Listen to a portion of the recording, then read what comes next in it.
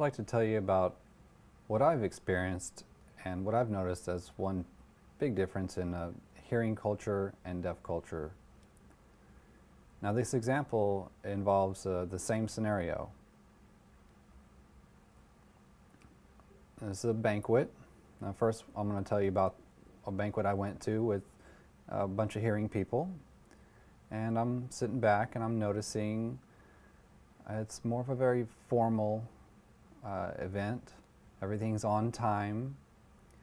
They give the awards, they take the picture.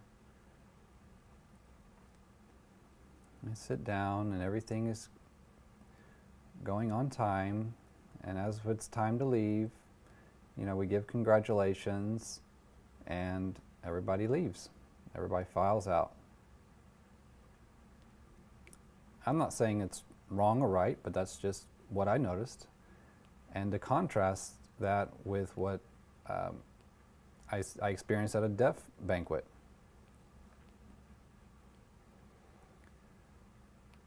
Now, at the deaf banquet, definitely have to have very good lighting, and we typically may start a few minutes later. I'm not talking hours later, but just a few minutes because we're all chatting, and the stage will typically be a little higher. That way we have good eye contact. Everybody can see.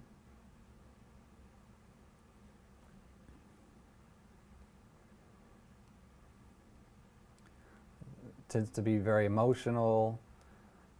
Maybe some tears are shed, or lots of signing going on. And the tables themselves, typically you'll have a centerpiece, maybe some flowers in the middle, but it's not very deaf friendly. So we'll have that cleared out so you can talk across the table. Now, as time comes that it's time to leave, you notice that we don't just file out and leave. We'll keep chatting until somebody has to turn on and off the lights and say, hey, it's time to go. And then we'll chat on our way out, and outside the door we'll keep it going.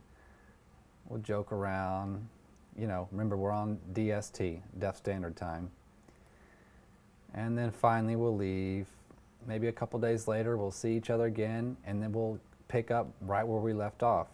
We'll look at the pictures that were taken, bring all those emotions back up. Remember, we're visual as opposed to the hearing world. It's very auditory, and that shows itself in some pretty big different ways. So it was cool to notice that difference.